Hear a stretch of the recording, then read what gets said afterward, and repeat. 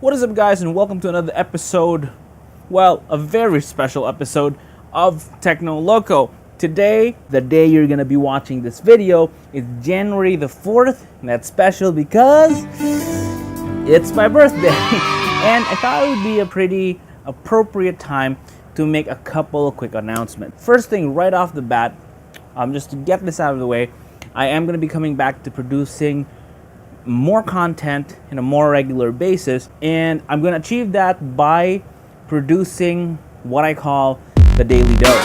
The Daily Dose is going to be a mixture of a vlog and a show, kind of like this. Basically just talking about anything and everything, but more inclined towards tech stuff. And the reason I'm doing it as a mix of a vlog and a show is because sometimes I have enough time to set up a proper, get the research together for a proper show like this one today. Or sometimes, I don't really have that much time. So a vlog, covering all the insane topics of that day is gonna be sufficient. But more or less, it'll be pretty much what I've produced in the past. Probably, there's also gonna be a lot more experimental type videos. I realized that there was a really good response to the Your Phone Sucks video. A lot of people commenting on that and giving their reactions, and that's good. That's what I'm looking for. And I thank you guys for reacting and sharing your opinions on that video. So yeah, daily show called the Daily Dose starting today. Consider this episode 0. And I kind of wanted to kick that off really.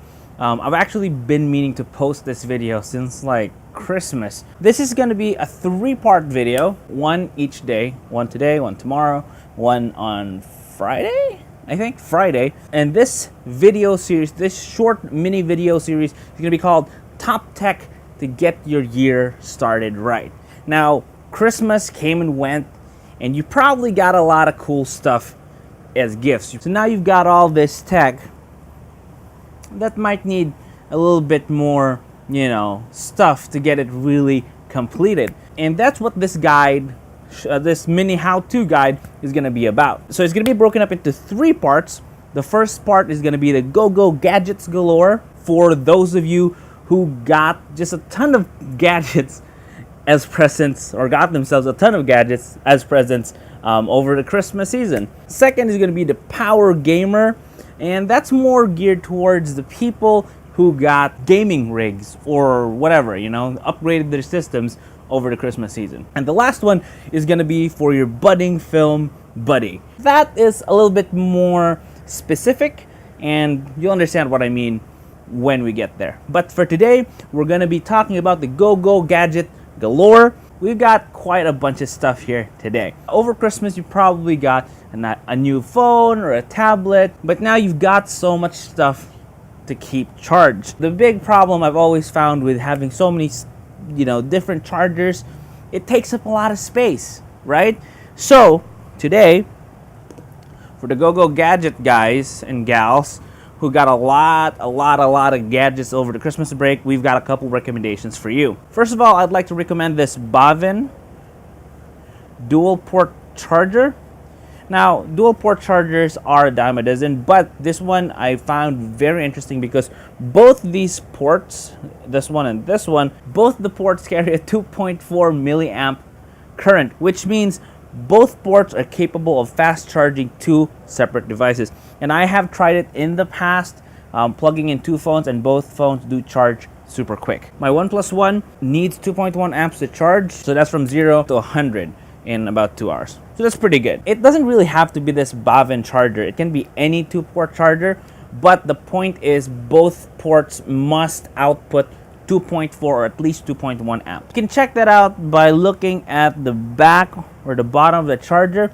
If it's both 2.4 amps, it'll just say a single output of 2.4 amps. But if it's like a 1 amp and a 2.4 amp charger, then it'll say 1 amp and 2.4 amp. I don't know about you, but I've always had a problem with cables. Now, cables are a pain in the ass because, especially iPhone people will know, they get chewed up like nobody's business, man. The edges get killed, and that's primarily because of the way that the ports themselves are engineered. They don't take stress very well. Now, an interesting concept I've seen in the past on Kickstarter and all these other crowdfunding sites is a magnetic charger, and that's exactly what we have here. It's called, this one is called the black magnetic charger. So on one end, it's a regular USB port, and on the other end, it's what? It's got these magnets in there, and with charging leads. Okay, and these plug in. They have an accompanying port that goes into your phone, like so. Hold on, focus. It stays on your phone, so when you charge, all you need to do is this. Oh, there you go. So it magnetizes on instead of you having to constantly take this in and out when you're charging. Now that's good for a couple reasons. One, in case someone is an idiot and they trip this cable, they knock it out, your phone doesn't get pulled away. Now another good advantage of having this magnetic charger here constantly, the magnetic bit there constantly, is because as innocuous as it may be, as it may look, the charging port, the USB, micro USB port on your phone, it actually does have a computed time before failure, which is just to say that basically you can only insert and take out a micro USB jack into this port so many times before it stops working altogether. Now, in fact, the reason why I decided to finally go for this magnetic solution is because this port is actually starting to die on me. Like, some charger cables won't be able to charge this phone at all. So go figure. This is a pretty good way to get around that problem. And another good thing is this basically makes this one cable a universal charger, so long as the other person also has a port, a magnetic bit on their phone. I'm not entirely certain, I haven't tried it yet. It looks like you might be able to use this single cord to charge either an iPhone or an Android phone, because the assembly here at the bottom is basically the same regardless of which phone you have. I find this particularly useful like in the car, and when I step out I don't have to like wrestle to get the bit, the port or the jack out of the phone. I just kind of hold this part here and then just gently pull it away and it's done. This black charger, I bought it from CDR King for like 385 something bucks. There's a couple people selling these online for like 600 bucks.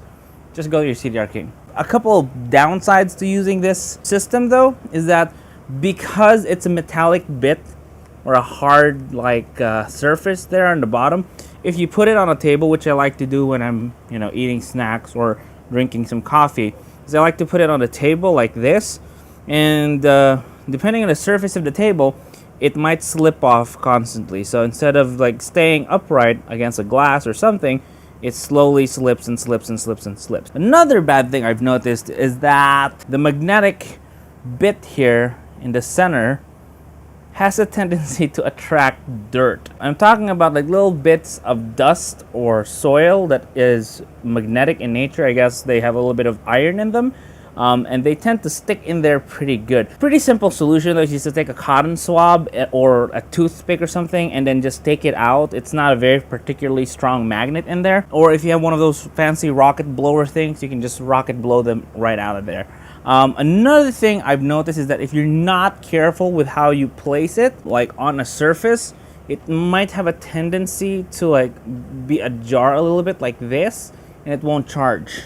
So just a couple of things to be careful about. So that's an interesting solution for people who kind of just want to have, that quick and easy charging capability. So that's one kind of a headache being solved. But let's say, for example, you don't really particularly like the magnetic thing. It doesn't tickle your fancy in any way. I have here another cable also. 2-in-1 is kind of where I'm at this year because I have an Android phone and my girlfriend has an iPhone.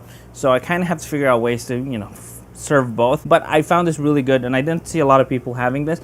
This is from Remax. And it's a very basic concept. USB-A on one end, okay, this is the regular ass USB there. And on the other end, you have a stacked or a stackable iPhone Lightning and a micro USB port. Now, what makes this one interesting to me is that you can actually stick them together so that they don't get lost. The other solution that the manufacturers have found, and I also have this one from Hoco, same concept. Both of these actually I bought from Digibabe or Techno. The concept with this one is that they have rubber that keeps the stackable components together, and those are nice, but sometimes those are annoying. This, on the other hand, is very straightforward, very sleek. You just magnetize them together, and that's that. Let me show it to you again. I didn't make it stick together, just kind of like, yeah. Okay, so and if you want to just keep it secure, there it goes. Both of these cables are actually usable for both data and charging, so pretty decent buy, if I do say so myself. I always carry this in my bag now, the black magnetic charger, the magnetic one, regardless of whether I have a charger or not. And more often than not, I have these two together, so if ever anyone else needs to charge, they can top up from me. Okay, now one other recommendation I would have is because of the fact that you probably have more than one gadget in your bag right now, there's gonna be a lot of power that needs to be fed. With that in mind, it's always a good idea to have a power bank, and I don't have it with me right now, but I have had great success with the Xiaomi line of power banks. You can get those, actually, interestingly enough, at a store here in Cebu called Hey Joe Store, and the Mi line of power banks have been very good. They're very sleek. They look like they were designed by Apple, and they have a very nice aluminum finish on the surface. They have a pretty good price to capacity ratio. For example, a 10,000 milliamp power bank from Mi will only set you back about 700, 800 bucks. That's pretty good. And to give you some perspective, that'll probably charge your iPhone 3 or 4 times over. Personally, I've only had experience with a 10,400 milliamp capacity power bank, but in my experience, it was pretty good.